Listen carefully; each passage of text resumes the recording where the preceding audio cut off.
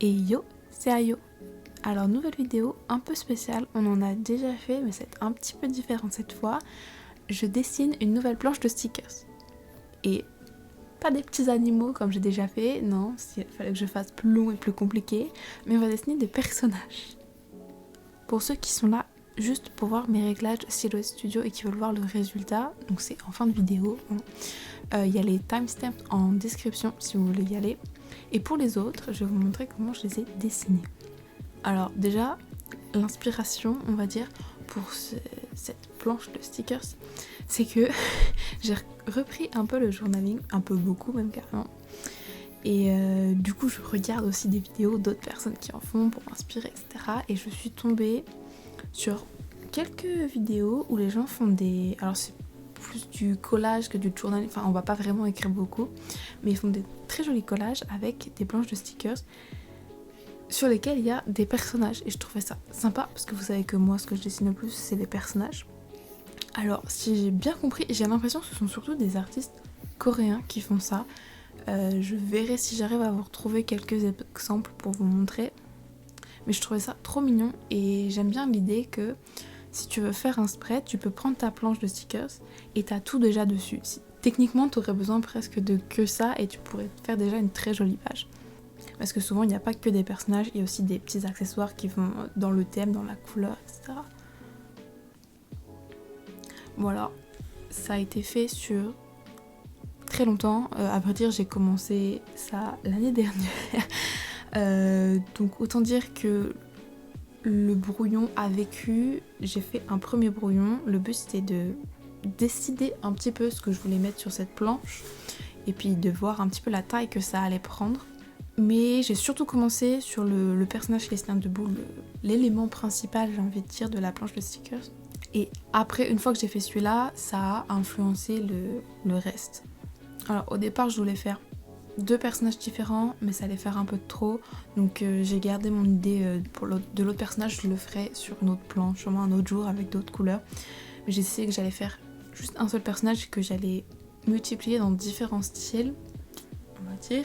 Je lui ai mis 2 tenues aussi pour que ça change un peu. Je voulais pas faire plus parce que le but c'était que la planche reste cohérente et que ça m'en fasse pas trop à dessiner aussi. Le but c'était pas que ça me prenne 6 mois de plus que ce que ça m'a déjà pris, n'est-ce pas? Et donc on a le personnage principal dans la première tenue que j'ai fait, celle qui est le plus détaillée, celle que j'ai redessinée le plus aussi. Après on a le même personnage dans le même style avec les mêmes proportions, mais juste le torse dans sa seconde tenue. Et ensuite j'ai fait ma vidéo sur les petits chibis de Genshin entre deux, donc ça a un peu influencé ce dessin aussi. Je me suis retrouvée à faire 2 sortes de chibis différents parce qu'on ne m'arrête plus. Comme j'avais fait pour les personnages de Genshin Impact, où là je l'ai mis dans sa première tenue, et après j'en ai fait des encore plus simplifiés, encore plus petits que je trouve trop mignons, que vous avez déjà vu sur Instagram, pas ceux-là spécifiquement mais ce style de chibi parce que je m'en suis servi pour faire mon spread sur Karma. Pour Stray Kids, j'ai dessiné tous les membres du groupe en tout petit comme ça. Je trouve ça trop mignon en vrai et je le ferai sûrement pour d'autres trucs. Et là pour le coup j'en ai fait 2 parce que c'était plus rapide. J'en ai fait un pour chaque tenue.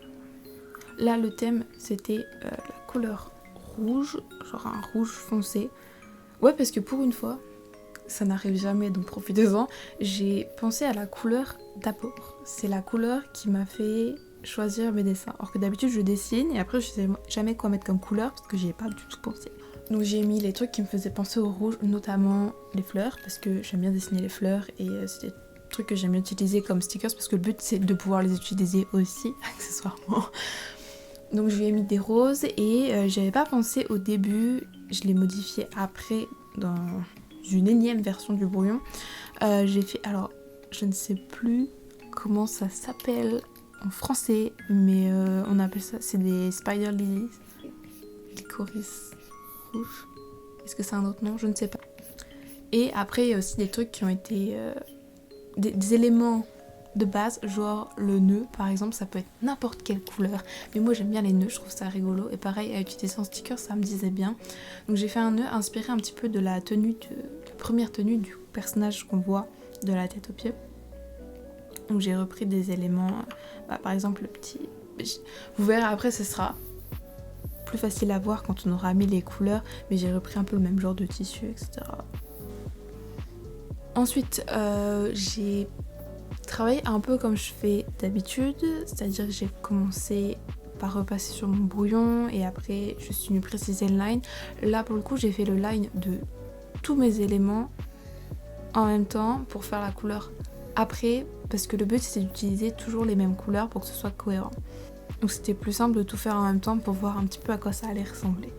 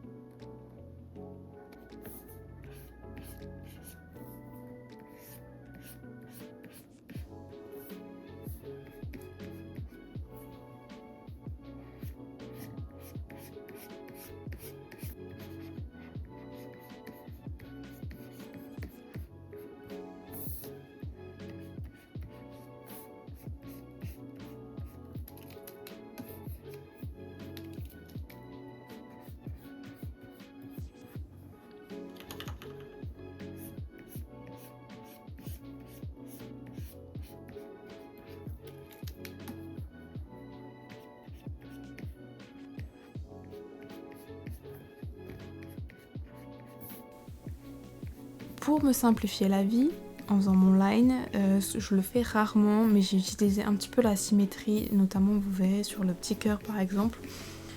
Et j'ai aussi utilisé, ça c'est un peu un spoil, pour une future vidéo, je ne sais pas quand elle sortira, mais ça sortira, ne vous inquiétez pas. Pour un dessin, j'avais besoin de dessiner beaucoup de roses. Et le but c'était pas d'y passer 4 mois, donc je me suis décidée à en dessiner 3 différentes et avec ça j'ai fait des petits tampons où j'ai créé un pinceau qui tamponne la rose. Et je les ai utilisés un peu comme test sur cette planche de stickers. D'abord, vu que je devais déjà dessiner des roses de toute façon, j'aurais pu très bien les faire à la main parce qu'il n'y en avait pas beaucoup. Mais vu que je venais de créer les tampons, je me suis dit je vais les utiliser là, voir si ça me convient. Mais vous les reverrez plus tard. Donc ça fait partie de mes petites techniques entre très gros guillemets pour essayer de gagner un peu de temps parce qu'il y avait vraiment beaucoup de dessins. Et j'ai vraiment dessiné les personnages comme je le ferais s'il y avait que ça à dessiner. Ce qui était peut-être pas très intelligent vu qu'ils vont être imprimés en petit. Fun fact, tant qu'on est sur le line, les petits lapins que j'ai ajoutés, je les ai dessinés avec le pinceau que j'utilisais il y a un moment maintenant. Et c'est avec ce pinceau là que je fais mes petits stickers avec les petits animaux dont les lapins.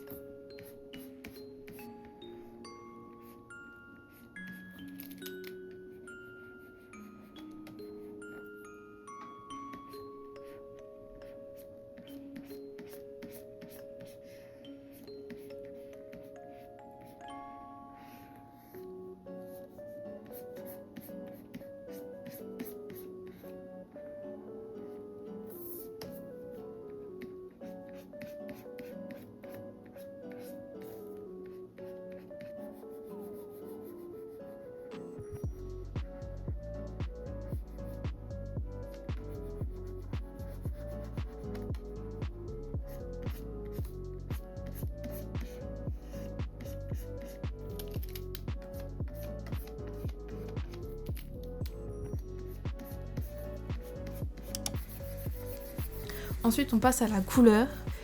Et en vrai franchement ça n'a pas été si terrible que ça parce que la couleur c'est vraiment pas mon étape préférée, alors devoir tout faire d'un coup, j'ai cru que j'allais plus en pouvoir, mais ça a été assez rapide. Je me suis basée sur le personnage que j'avais dessiné en grand, où je lui ai mis toutes les couleurs que je voulais, et après j'ai été réutiliser les couleurs de ce personnage pour mettre de 1 sur les autres stickers du même personnage, mais aussi sur tous les autres éléments, donc les fleurs, les petits décors, etc. Donc c'est pour ça que j'ai fait sa couleur en premier, parce que je voulais pas utiliser trop de couleurs différentes non plus, je voulais que ça reste assez cohérent et qu'on voit qu'il y a un thème quoi. Et c'est sur ce personnage que les couleurs allaient être les plus proches les unes des autres, donc il fallait vraiment que ça fonctionne et qu'elles aillent bien ensemble. Donc une fois que je me suis décidée, j'ai fait mes aplats sur le personnage et puis après j'ai été reprendre les couleurs pour les mettre sur tous les autres éléments. Alors il y a énormément de calques du coup parce que pour que ce soit plus facile pour moi à dessiner, pas forcément plus facile pour moi à m'y retrouver dans mes calques, mais c'est pas grave, j'ai fait comme d'habitude et j'ai un calque par couleur, mais j'ai un calque par couleur pour chaque personnage. Ouais, les deux petits, les trois chibis en vrai, ils partagent le même calque, genre la peau est sur un calque pour les trois chibis, les cheveux pareil c'est sur un calque pour les trois chibis. Mais pour les deux autres personnages je les ai séparés parce que c'était plus facile pour moi de m'y retrouver, et l'avantage c'est que du coup je pouvais avoir mon line, ma couleur juste en dessous de chaque élément, c'était plus facile.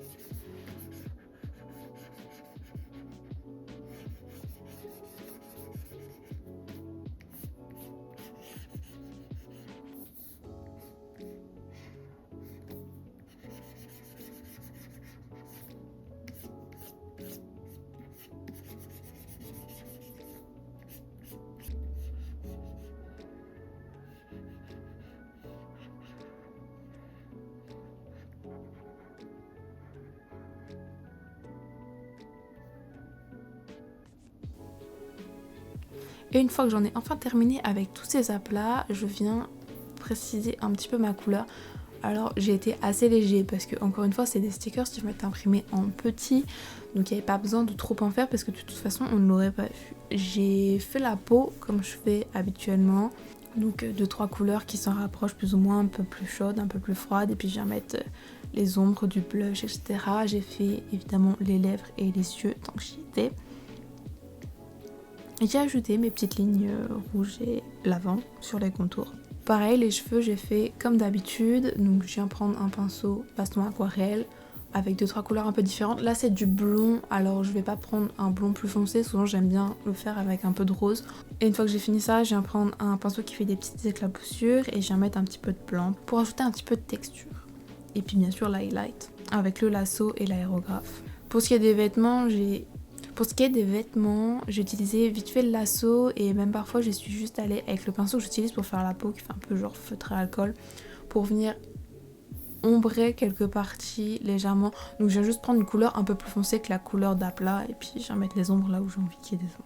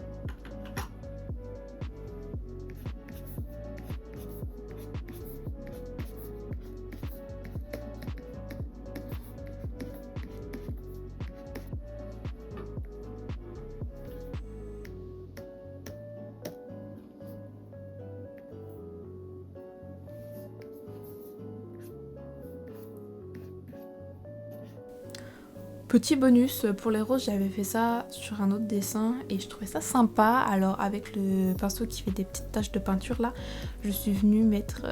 alors je ne sais plus quel mode j'ai utilisé, mais un truc genre Luminosity peut-être, ou Add, je ne me souviens plus. Je suis venue avec ça et une couleur un peu rose et je l'ai fait avec du jaune aussi. Venir repasser sur les bords des pétales pour faire comme s'il y avait des petites paillettes dessus, donc ça ajoute un petit peu de lumière. En vrai ça se voit pas vraiment, mais moi je sais que c'est là et ça me fait plaisir. Pour terminer, là j'ai créé une sauvegarde de mon fichier en mode backup parce que je voulais pas qu'il y ait trop de calques différents, parce qu'après il allait être long à charger et c'était vraiment pas très pratique.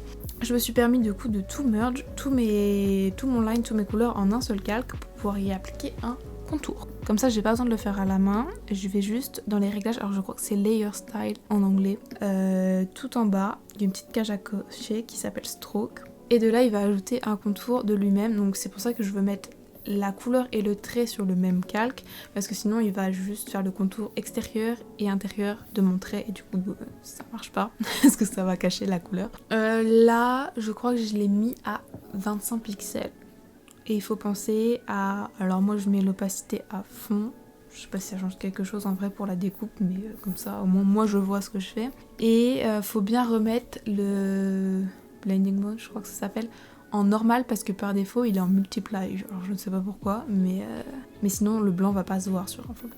Et je fais la même chose parce que après, pour que ce soit une planche qu'on puisse utiliser et qu'on ait besoin que de ça pour faire un spread, j'ai été ajouter quelques petits ronds, quelques petites sparkles pour pouvoir décorer après. Et je voulais qu'il n'y ait pas de contour dessus, que ce soit juste la forme découpée dans de la couleur. Donc j'ai été mettre ma forme sur un calque, je l'ai copié ce calque et j'ai été y ajouter un contour de la même couleur. Donc en fait j'ai un calque avec la forme et un calque avec la forme plus un contour. Et donc je vais faire découper la forme, mais je vais faire imprimer la forme plus le contour. Une fois que j'ai fait tout ça, je sauvegarde mes deux fichiers. Donc j'en ai un avec le fond et un autre avec ce que va devoir découper la machine. Je mets tout ça dans Silhouette Studio parce que j'ai une silhouette, donc c'est le logiciel qui va avec. Je me permets de lui rapprocher les marques pour imprimer un peu plus du bord parce que mon imprimante peut imprimer sans bordure, donc histoire de gagner un peu de place. Et là on prie pour l'encre parce que ça fait plein de fois qu'elle me dit au secours il y a plus d'encre. Alors c'est même plus le attention je pense qu'il y a plus d'encre, c'est vraiment la cartouche est vide, c'est fini, mais elle imprime encore. Donc écoutez, j'ai tenté ma chance et j'ai bien fait parce qu'elle a imprimé normalement, les couleurs vont bien. Pour la découpe, j'utilise les mêmes réglages que la dernière fois parce que je suis toujours sur le papier vinyle mat. C'est un papier, la marque c'est Evergreen. Donc force 8, vitesse 5, passage 1 et profondeur 1. Petit tips en plus, ma machine coupe toujours un peu trop bas. Donc là j'ai séparé la ligne de découpe de mon dessin. Comme ça après je peux sélectionner juste la ligne de découpe et je l'ai mis un peu plus haut. Là j'ai mis 0,40 mm parce que 0,5 ça me paraissait beaucoup, mais je pense que je testerai 0,5 la prochaine fois parce qu'il y a moyen que ça passe. Et je l'ai fait sur une planche et l'autre planche je l'ai laissée comme elle fait d'habitude. Sauf que d'habitude j'ai des contours un peu plus épais, donc c'est moins obvious qu'elle a coupé en décalé.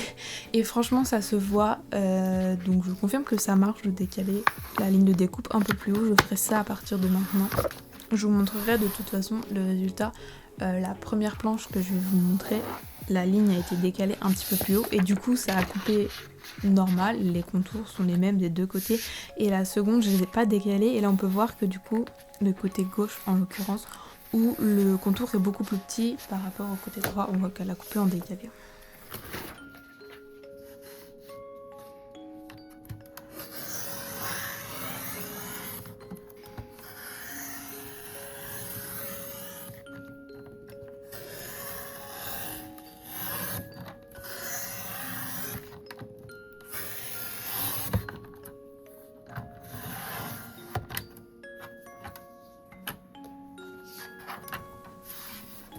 Mais voilà, le résultat en vrai c'est cool, j'ai déjà commencé un petit peu à les utiliser, c'est sympa, j'aime bien les petites formes.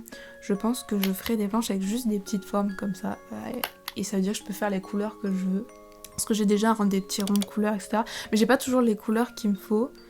Je posterai sûrement, alors je sais pas si je prendrai une photo de la planche ou si je mettrai mon fichier de dessin directement, mais je posterai ça sur Instagram si vous voulez prendre un peu plus le temps de le regarder. Et en attendant, je vous dis merci d'avoir regardé cette vidéo et je vous dis à la prochaine.